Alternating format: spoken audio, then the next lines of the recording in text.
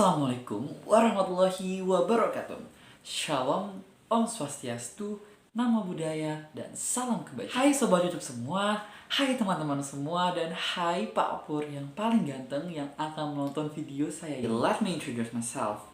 Hi guys, my name is Ali Rizky Faturrahman. I'm from 10 Science 3 and option number is 4. Today I want to make a video about Jakarta's non-material culture, and if you haven't excited or want to know more about Jakarta's non-material culture, don't forget to see my video. Okay, I hope you enjoy to see my video and get new information about Jakarta's non-material culture. Ya, aku kelupaan. Jadi, video ini saya buat sebagai pemenuhan tugas PKWU KD 3.2 mengenai kebudayaan non-benda. Dan tugas ini akan dinilai oleh Pak Pur sebagai guru mata pelajaran PKWU di sekolah saya, yaitu SMA Negeri 48 Jakarta. Jangan cuma lihat, jangan cuma senyum. Mari kita mulai. Jalan sore ke rumah Ucup, jangan lupa membawa pengki. Hai semua Sobat YouTube, ketemu lagi dengan saya si Ali Rizky. Jadi sebelumnya saya akan menjelaskan terlebih dahulu apa sih kebudayaan non-benda dan contoh-contohnya. Seperti yang kita ketahui bahwa budaya merupakan hasil cipta dan karya manusia yang diturunkan secara turun-temurun kepada penerusnya. Lalu kira-kira apa ya kebudayaan non-benda? Nah, aku akan menjelaskan nih. Jadi, kebudayaan non-benda adalah sesuatu hal yang mengacu pada hasil cipta dan karya manusia yang berwujud abstrak atau tidak berwujud dalam bentuk benda, dan pada umumnya diwariskan secara turun-temurun kepada generasinya. Lalu, apa sih contoh-contoh dari kebudayaan non-benda? Nah, jadi contoh-contoh dari kebudayaan non-benda ini, misalnya itu seperti saya nggak akan nyebutin dulu. Saya kasih waktu 3 detik buat kalian sebut. 1, 2, 3. Oh iya, betul banget seperti yang udah kalian sebutin. Jadi contoh-contoh dari kebudayaan non-benda ini seperti tarian, lagu daerah, puisi-puisi rakyat, pantun, lalu ada upacara-upacara ritual, mitos-mitos, cerita rakyat, dan legenda, serta lain sebagainya. Mari kita buat videonya, yaitu A Day in Jakarta's Non-Material Culture. So let's get started. Oke, jadi kebudayaan yang akan aku bawakan pertama yaitu berupa lagu daerah. Jadi, lagu daerah yang akan aku nyanyikan ini, lagunya ini seperti nama tanaman. Apa ya? Yaps, jadi nama lagunya itu Sirih Kuning. Nah, di sini ada yang tahu gak lagu daerah Sirih Kuning? Yaps, kalau ada yang tahu, kalian bisa nyanyi bersama. Tapi, kalau kalian belum tahu, kalian bisa denger terlebih dahulu, lalu kalian resapi dan pahami ya guys.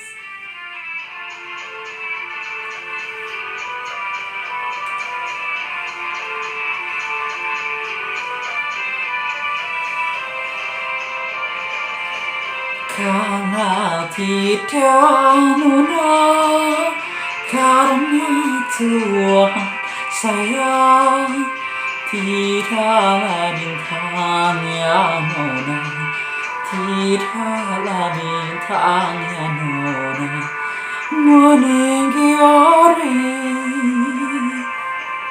Karena tidak nona, karena Tuhan sayang, tidaklah kami yang nona, tidaklah kami yang nona sampai kemari. Sirih kuning nona, batangnya hijau sayang, yang putih kuning yang nona, yang putih kuning yang nona memang sejodoh. Sirih kuning nona, batangnya hijau sayang, yang putih kuning yang nona, yang putih kuning yang nona memang sejodoh. Oke, jadi kalian tadi sudah dengarkan lantunan lagu Sirih Kuning yang pastinya itu keren dan enak banget buat didengar. Dan kita wajib melestarikannya sebagai salah satu kebudayaan Indonesia yang berasal dari DKI Jakarta. Lalu, setiap lagu daerah di Indonesia pasti memiliki suatu makna yang terkandung di dalamnya, yang tentunya harus kita pahami dan resapi bersama. Makna dari lagu Sirih Kuning ini adalah menceritakan mengenai keberagaman yang ada di Indonesia. Karena Indonesia ini merupakan negeri yang beragam akan keanekaragaman budaya, serta memiliki kondisi tanah yang subur, kondisi negeri yang elok, dan indah tentunya. Sirih kuning sendiri memiliki suatu arti yang mana berasal dari bahasa Melayu. Nah, apa sih artinya? Jadi artinya itu seorang gadis yang cantik nan elok. Sama seperti wanita-wanita Indonesia yang pastinya cantik-cantik banget dan elok-elok banget. Iya kan? Pasti. Ayo jujur kaum laki-laki. Oke sobat YouTube semua dan teman-temanku semua dan guru-guruku semua. Jadi setelah aku udah menampilkan salah satu kebudayaan dari DKI Jakarta, yaitu kebudayaan lagu rakyat atau lagu daerah. Yang mana tadi kan lagu daerah Sirih Kuning ya, itu kayak lagu seru banget dan sangat bermakna gitu. Nah, selanjutnya aku juga mau bawain lagi nih kebudayaan-kebudayaan lainnya, pastinya juga nggak kalah seru. Dan tentunya termasuk dalam kebudayaan non benda atau non material. So kalau kalian penasaran kebudayaan apa lagi mau aku bawa sesuai dengan tema aku, A Day with Jakarta's Non Material Culture. So check it out, jangan lupa, jangan di skip. Mari kita tonton. Jadi kebudayaan yang aku bawa selanjutnya ini setelah tadi lagu rakyat itu adalah kebudayaan dalam bentuk cerita rakyat. Nah ceritanya cerita apa nih? Nih kasih clue nih.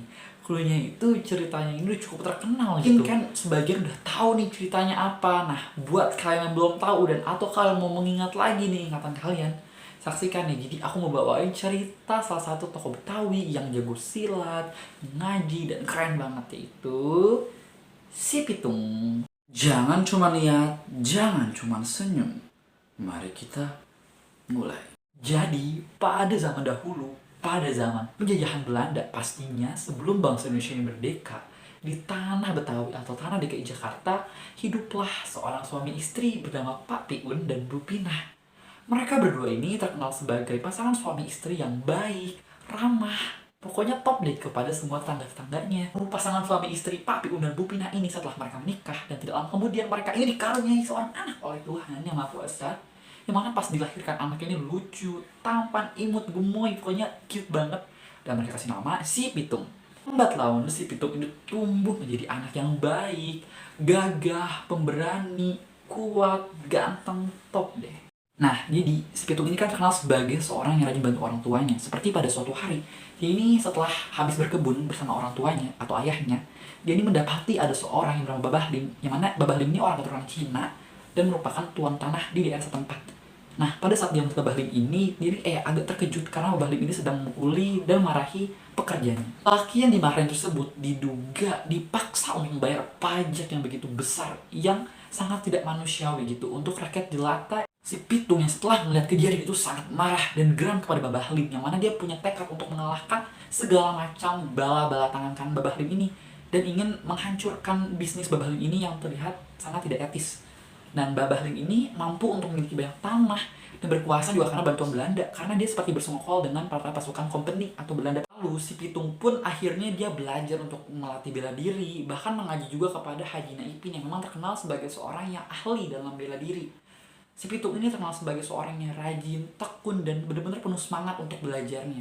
Setelah si Pitung ini belajar banyak dari Haji Naipin, hingga akhirnya menjadi mampu memahami dan meresapi semua rumus, semua teknik, semua jurus yang diajarkan oleh Haji Naipin kepadanya. Itu yang merasa bahwa ilmu yang diterimanya sudah cukup memumpuni, ia pun mencoba kembali untuk menantang Babah Lim dan para pengawalnya.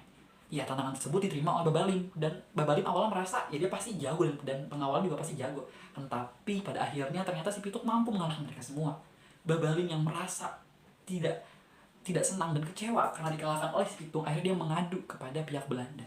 Setelah kejadian tersebut, si Pitung ini mendapat banyak simpati dari masyarakat, yang mana masyarakat banyak yang mendukung gerakan si Pitung ini untuk melawan para penjajah dan tuan-tuan tanah yang jahat. Si Pitung ini juga mendirikan sebuah perguruan yang mengajarkan ilmu bela diri dan agama kepada masyarakat sekitarnya. Lalu akibat dari pajak yang diterapkan oleh pihak Belanda yang terlalu mencekik masyarakat, ia pun juga berusaha untuk menyiapkan strategi-strategi baru untuk mengalahkan para pihak Belanda. Ini bersama dengan kelompoknya menyiapkan segala banyak rencana, dan salah satunya ini mereka punya rencana untuk merampok rumah-rumah dari para tuan tanah yang jahat dan para kompeni Belanda tersebut. Dari rampokan tersebut sama sekali tidak diambil oleh si Pitung dan kelompoknya, melainkan mereka memberikan semuanya kepada rakyat-rakyat jelata, yang mana haknya mereka itu memang sudah diambil oleh para tuan tanah dan kompeni yang jahat tersebut.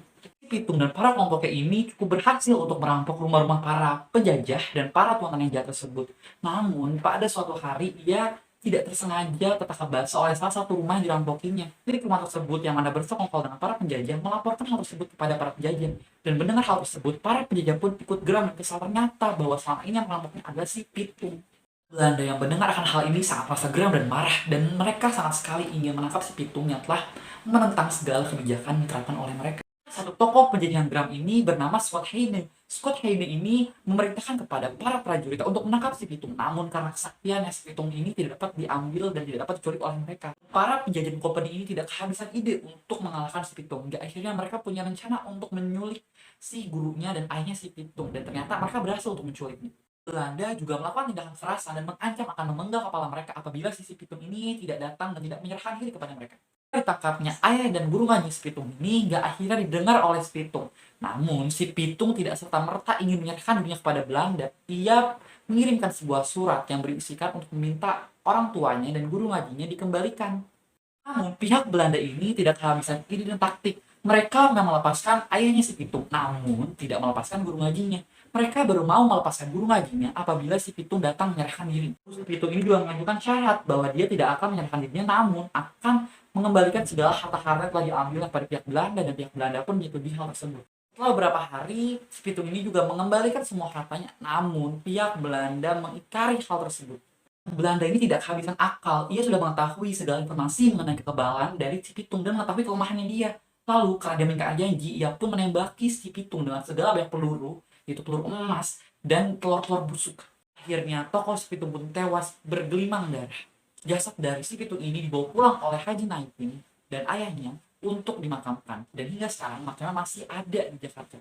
Tokoh si Pitung ini merupakan salah satu tokoh yang patut kita jadikan taring kita sebagai generasi penerus bangsa untuk selalu rela berkorban demi kehidupan bangsa dan negara, serta selalu taat dalam ajaran agama dan selalu berbuat baik kepada semua orang. Pesan moral atau amanat yang terkandung dalam kisah si Pitung ini adalah seperti kita harus selalu membela kebenaran di atas kejahatan. Kita juga harus selalu membantu orang yang lemah. Kita juga tidak boleh untuk mementingkan golongan kita sendiri.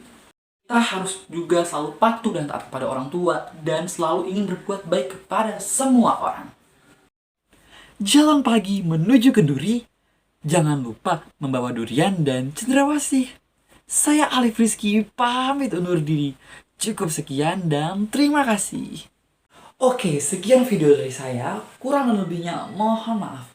Don't forget to like, comment, and subscribe. So, hope you enjoyed see my video. Bye bye guys.